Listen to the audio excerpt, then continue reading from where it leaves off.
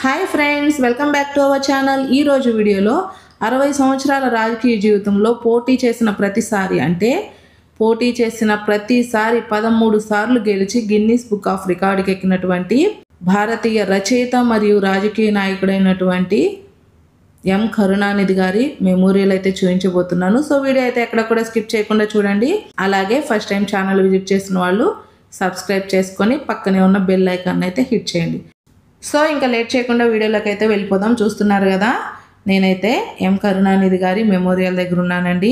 ఈ వీడియోలో కరుణానిధి గారి మెమోరియల్తో పాటు ఆయన గురించిన కొన్ని ముఖ్యమైన విషయాలు అయితే మనం తెలుసుకుందాం. ఇండియన్ రైటర్ అండ్ పొలిటీషియన్ అయినటువంటి తమిళనాడు మాజీ ముఖ్యమంత్రి గారైన ఎం కరుణానిధి గారి అసలు పేరు వచ్చేసి ముత్తువేల్ కరుణానిధి అండి. ఈయన్ని కలైంజర్ అని కూడా పిలుస్తారు. కలైంజర్ కరుణానిధి గారు తమిళనాడు రాష్ట్రానికి 5 సార్లు ముఖ్యమంత్రిగా పనిచేశారండి. 1969 నుంచి 71 వరకు, 1971 నుంచి 74 వరకు, 1989 నుంచి 91 వరకు, 1996 నుంచి 2001 వరకు, 2006 నుంచి 2011 వరకు, ఇలా 60 సంవత్సరాల రాజకీయ జీవితంలో పోటీ చేసిన ప్రతిసారి కూడాను 13 సార్లు గెలిచి గిన్నిస్ బుక్ ఆఫ్ రికార్డు కూడా ఎక్కారండి. ఎన్నడూ ఓడిపోలేదు. రాజకీయ పార్టీ వచ్చేసి ద్రవిడ మున్నేట్ర కజగం డిఎంకే పార్టీ అండి. మెమోరియల్కి బోత్ సైడ్స్ కూడాను ఇలాగా వెరైటీ డిజైన్ లాగా కనిపిస్తున్నాయి కదండి. బోత్ సైడ్స్ కూడా ఉన్నాయి అన్నమాట. ఇలాంటి డిజైన్స్ చూడండి, చూపిస్తున్నాను. ఇలాంటి డిజైన్స్లో మనకైతే ఆయన గురించి కొన్ని విషయాలు, ఆయన రచయిత కాబట్టి ఆయన గురించిన కొన్ని విషయాలు మనకి అర్థమయ్యేలాగా కొన్ని గ్రానైట్ స్టోన్స్ అయితే ఏర్పాటు చేసి వాటిపై అయితే రాసి ఉన్నాయండి. అవి ఏంటో చూద్దాము.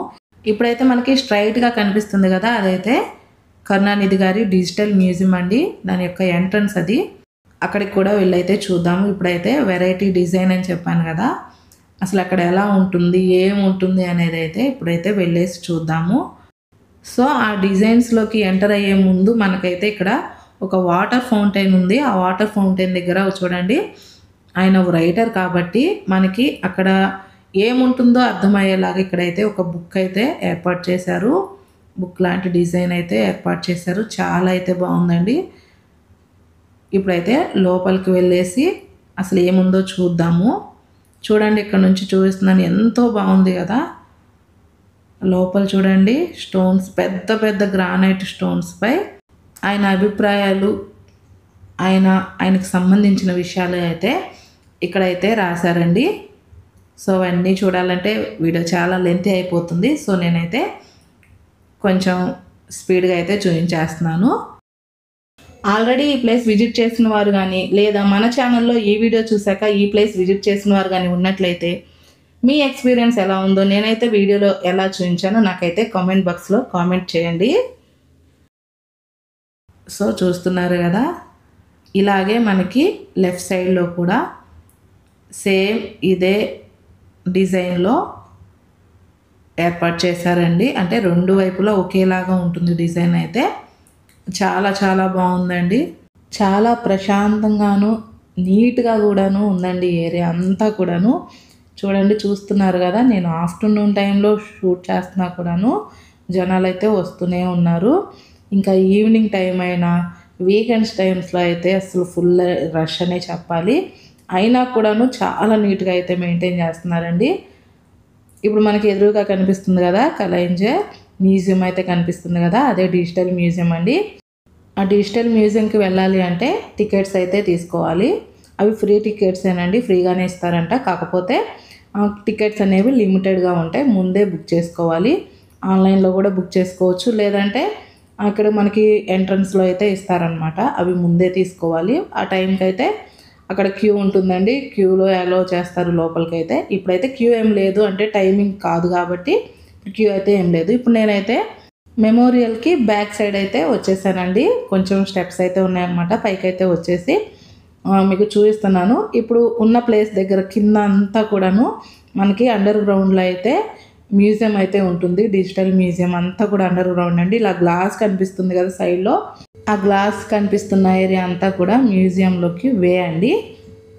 సో చూస్తున్నారుగా, ఇప్పుడే మనమైతే అండర్ గ్రౌండ్లో ఉన్న డిజిటల్ మ్యూజియంకి పైన అయితే ఉన్నామన్నమాట.